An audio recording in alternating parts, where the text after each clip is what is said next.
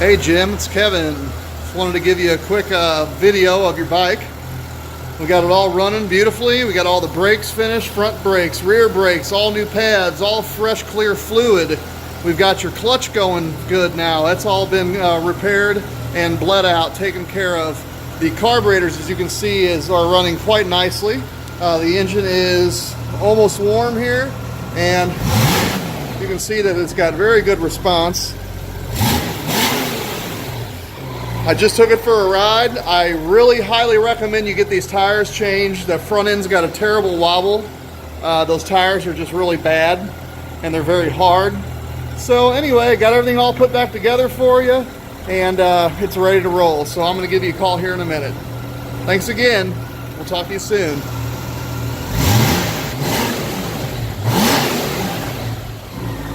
Right on down to idle.